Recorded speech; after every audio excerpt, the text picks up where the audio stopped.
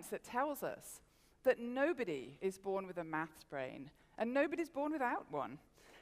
Is the good news. And everybody's brains can grow and change to learn any level of school mathematics.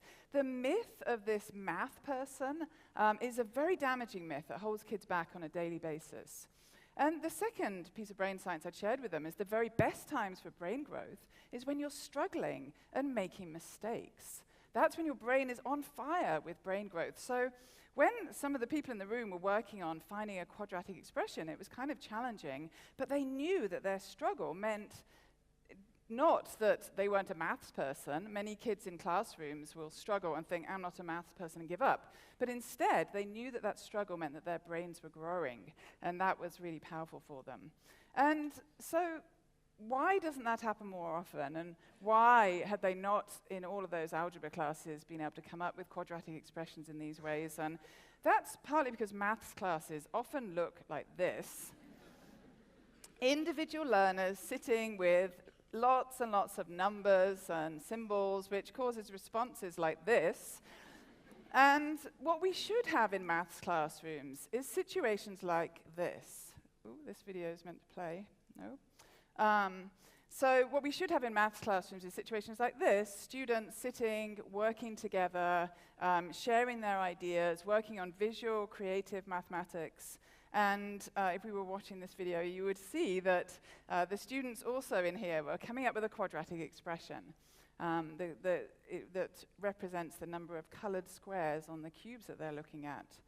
And so when we combine important brain science with open visual mathematics, I call that mindset mathematics. And it combines the important work of Carol Dweck on mindset that tells us that when we change our mindset, when we change our beliefs about what we can do, it actually changes our learning, with what we know about teaching maths as an open growth subject.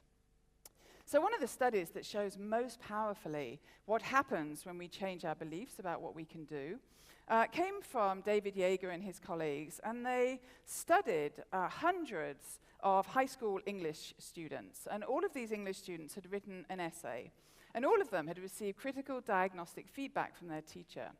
But half of the students in this study had received an extra sentence at the bottom of the feedback. And what was amazing was the students who received that extra sentence did significantly better a whole year later. So what was that extra sentence, you're probably wondering?